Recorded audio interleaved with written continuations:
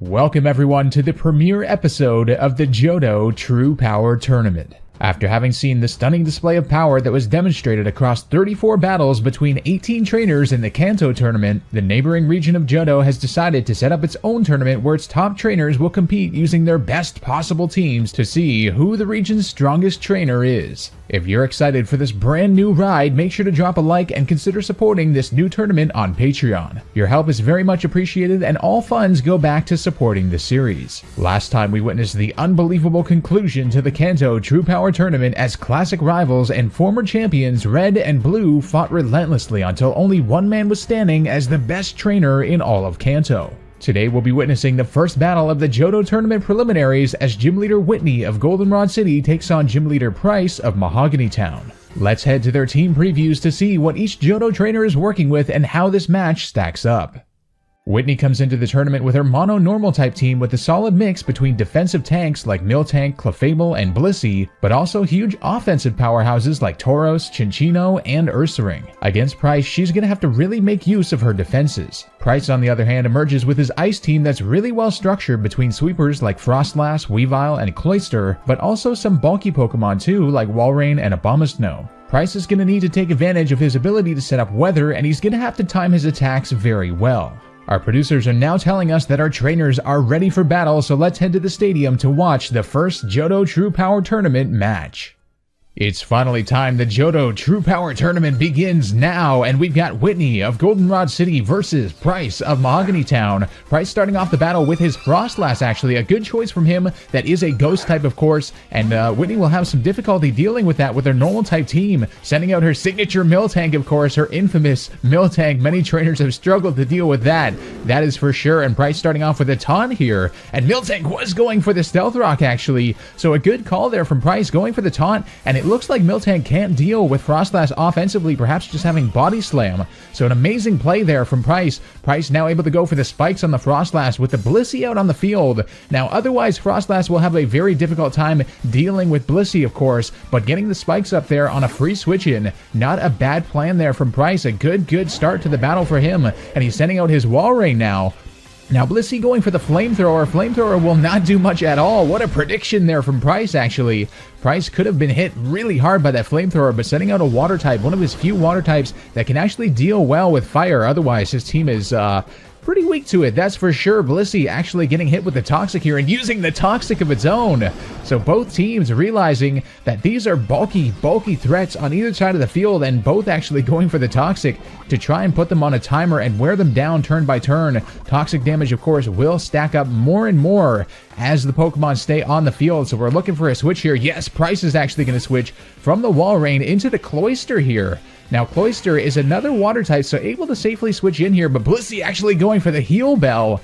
The Heal Bell will be able to heal itself from the Toxic, so Blissey is going to be a major threat here. But Pryce, of course, sending out a Pokemon that is capable of using physically offensive moves and powering up a lot too. So now Whitney perhaps recognizing that, going for the switch, going for the Tauros here. Now Tauros might actually have the Intimidate ability. We'll have to see. Yes, it does. The Intimidate ability on the Tauros will lower Cloyster's attack. But of course, the Cloyster going for the Shell Smash here. That is going to power up its attack, special attack, and its speed. But of course, it did get hit by that Intimidate, so it will be a little bit weaker than normal, but still a force to be reckoned with. We've seen this happen before in the Kanto True Power Tournament with, of course, Lorelei using this strategy to immense benefit for her team. But now the Miltank coming back out on the field for Whitney's team. Now Miltank does actually have the Thick Fat ability. Yes, what a good prediction there. The Icicle Spear coming in on the Miltank. Miltank's Thick Fat ability actually does weaken the power of Ice-type moves, and of course Miltank is a very defensive Pokemon overall. But of course, Cloyster does have the Skill Link ability, which means Icicle Spear will hit 5 times guaranteed. Every single time it uses it, Miltank surviving with over half health here, but will be switched out here. And back into the Tauros goes Whitney, so actually pulling off the double Intimidate on the Cloyster, realizing how much of a threat it really could be, and going for 2 Intimidates, so now the Cloyster's attack will actually be lower than normal, and it's going to go for the Razor Shell nonetheless, and that does a good amount of damage on the Tauros still. And the defense drop on the Tauros. The Tauros is in a dangerous position here, but Whitney, it looks like just trying to go for those Intimidates, and now sending out the Clefable here. So perhaps trying to tank that Razor. No, Pryce actually goes for the Icicle Spear here. So predicting perhaps another switch there, going for the Icicle Spear that will hit 5 times on the Clefable as well. And unlike Miltank, Clefable doesn't really have a good way to deal with Ice-type moves. It is neutral damage. But of course, Cloyster has been intimidated twice now, so it won't be doing that much. Clefable surviving with over half of its health remaining, but Cloyster will of course outspeed on the second turn as well, so it will get 10 Icicle Spears off in a row, which is an insane attack. But the Clefable, actually has the Citrus Berry. Now a crit could have been dangerous for that. Of course, Icicle Spear basically re-rolls the crit every single time it actually hits. So it could have actually taken that Clefable down potentially, but Whitney calling it out there with the Citrus Berry. A good play there. And now the Clefable going for the Moonblast. How much will this do on the Cloyster? Let's find out. Oh, the Cloyster actually going down to the Moonblast. Cloyster has officially been KO'd. So that was a very scary moment there for Whitney, but she did deal with it relatively well.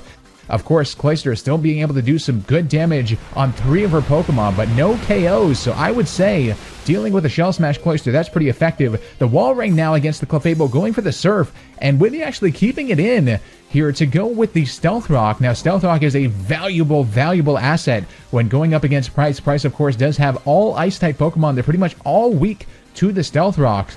But it looks like Whitney actually did pull off the sacrifice here. The Clefable is going to go down.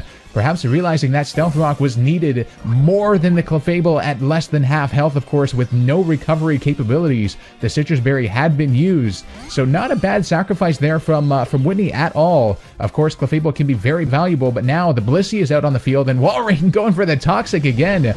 Desperately wanting to poison this Blissey and put it on a timer, but of course it does have Heal Bell. So we'll have to see what happens here. Blissey going for the Flamethrower, just wanting to get some damage off of Walrein, recognizing it's pretty safe up against Walrein to begin with. But the Walrein does have a Citrus Berry here, but that poison is going to start racking up damage really quickly. And of course, the Blissey does have leftovers to get a little bit of recovery here, whereas the Walrein does not appear to have much recovery capabilities at all. So both teams getting hurt here by the poison. We're going to have to see who decides to make a move here. Pryce is going to withdraw here into the Mamoswine. Mamoswine is a very physically offensive presence, so not a bad switch in there. But if the Blissey... No, the Blissey actually went for the Heal Bell here, so it didn't go for the Flamethrower. That would have been dangerous. A very risky switch in from Pryce, but it looks like it will pay off, because the Blissey is going to decide to heal itself immediately. And of course, Whitney doesn't want to switch and leave that Blissey with a status. So now the knockoff here coming in from the Mamoswine, perhaps anticipating a switch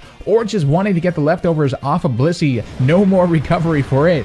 Whereas the Blissey's going to go with a Flamethrower, doing a good amount of damage there on that Mamoswine. So Mamoswine has to be careful, going for the Earthquake now. That is a stab attack. Physical attack, of course, on the Blissey. Should do a huge amount of damage. Oh, but the Blissey does survive. 42 HP left. Perhaps Pryce not anticipating it would survive. And now the Flamethrower will take down the Mamoswine. So Blissey not known as a huge offensive threat, but Flamethrower is a good asset against Pryce's team, of course. Pryce was trying desperately to get off as much damage as he could, and now sending out the Weavile. The Weavile should undoubtedly be able to take down that Blissey, and now Whitney doesn't really want to switch in here. She doesn't want to take a knockoff on any of her other Pokemon, so that Blissey will go down. 2 big defensive threats being taken down from Whitney's team, and now the Tauros coming out from Whitney here. Now Tauros will get outsped by the Weavile most likely, but it does have the Intimidate ability, will be able to lower the Weavile's attack here. So perhaps yet another sacrifice there from Whitney. Not a bad one, because now she can perhaps set something up. Let's see what she has planned.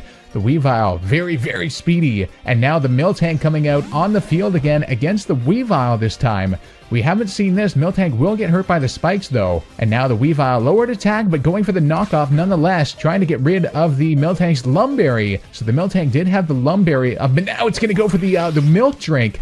So it will be able to restore a huge amount of his health, and now all of a sudden, Whitney has gained some momentum here, because Weavile can't do anything against that Miltank, especially after that Intimidate, so will be forced to switch here. And now the Froslass is on the field. Froslass very difficult to deal with, as we said before. The Froslass getting hurt by the Stealth Rocks a lot, and Miltank going for the Toxic this time. So now the Miltank predicting perhaps that a taunt might come, and making sure to, at the very least, get the Froslass on a timer there with that poison. So now Froslass is in a little bit of danger. Of course, not the bulkiest of Pokemon, but of course course, the poison will be very valuable for Whitney nonetheless, because Miltank cannot do anything offensively. It was going to go for the Milk Drink there, but of course the Froslass pulling off the taunt. Could be the fact that Whitney's actually just trying to stall out the Froslass now, realizing Froslass might not be able to do much against Miltank, and it is using an Ice-type move, but that will, Icy Wind of course, will lower the Miltank's speed now. So Pryce has an opportunity there to perhaps maybe pull a switch here and actually go into something that might outspeed Miltank that normally wouldn't otherwise, and he will! That looks like to be his plan. And yes, the Walrein is coming out on the field. Now Walrein should be... Oh, but those Stealth Rocks are doing huge damage, and the Miltank going for the Body Slam here. Going for the Body Slam nonetheless and predicting the switch there, but the Walrein will survive even after the poison. Walrein, it all depends if it outspeeds now after that Icy Wind, and it does, going for the Toxic. So Pryce planning that all out just to get the Toxic off on that Miltank, because the Miltank has been a huge threat for his team this whole battle. And now the Miltank will be able to take the Walrein down, but it is poison now. So Whitney has to be a little bit more careful with Miltank. Miltank being taken down to about half health now by the poison. And Pryce going in with the Abomasnow. Now, Abomasnow does have the Snow Warning ability, so it will be able to set up Hail, but it is getting hurt hugely by those Stealth Rocks. So we'll have to see how this plays out. Again, both very bulky Pokemon on the field. Miltank going for the Body Slam now. Body Slam should be able to do a decent amount of damage, and there is always the risk of paralysis. Yeah, so Abomasnow being brought below half, but it's going to go for the Synthesis here. Synthesis is going to actually increase its HP a little bit here. So now Miltank is going to get hit by both the Hail and the Poison. So Pryce perhaps just trying to stall out this Miltank. It all depends what the Body Slam is able to do though, and Abomasnow going again for the Synthesis, going to repair even more of its health, perhaps very close to full health here. Yes, very close to full health. And now Miltank going for the Body Slam yet again. Looks to be doing about 25% damage or so. Oh, but it does get the paralysis. Now that is key. That is a key paralyze there from Whitney's Miltank. Miltank being worn down really quickly though. But it all depends if he can get another attack off here. It will. The Body Slam now being able to outspeed the Abomasnow thanks to the paralysis. But Miltank with lowered speed was not doing too well, and here comes the Synthesis yet again from the Abomasnow. Not caring about that paralysis this turn, being able to raise itself back up above half health. And the Miltank, the Hail, and the Poison being able to take it down. So Whitney's Miltank has finally been taken down. That was a struggle for Pryce, but he did manage it quite well, I would say. And now the Ursaring coming out on the field from Whitney's team, of course being hurt by those spikes. And now Ursaring trying to take advantage of the paralysis, going for the Swords Dance here. Now Ursaring does have the Quick Feet ability, which means if it does get a status, it will have 1.5 times speed. But the Abomasnow does actually pull through paralysis again and hurts the Ursaring real bad with a Blizzard. Now the Ursaring Toxic Orb did actually activate, so it will be really fast now, and going for the Facade, which will be 140 base power. So it will be able to take Abomasnow down. Perhaps without that Swords Dance, it might not have been able to. Abomasnow is very bulky. But now it's got the Hail and the Poison to contend with. So it looks like it might not be able to... Oh, and also Pryce has two very speedy Pokemon in Froslass and Weavile left over. Froslass getting hurt hugely by those Stealth Rocks, though. And now the Froslass going for Icy Wind, but it will actually miss. And the Ursaring going for Crunch, but it misses. Oh, my word.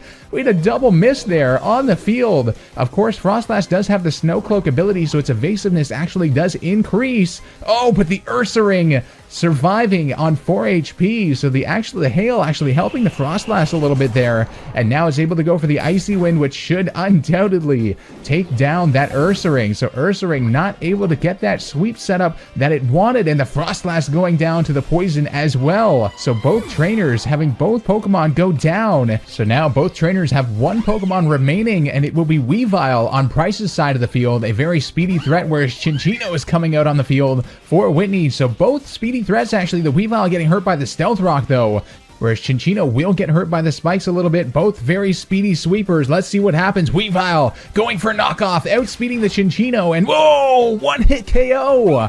Are you kidding me? Knockoff has just enough power to be able to take down the Cinccino, and that will be the end of the battle. Weavile, a terrifying sweeper, of course. Whitney pulling off an amazing battle. Both trainers actually doing exceptionally well. What a start that has been to the Johto True Power Tournament. A very very respectable battle on both sides of the field. Both trainers giving it their all, playing their hardest, but Pryce just coming out on top with a 1-0 victory over Whitney to move to the next round.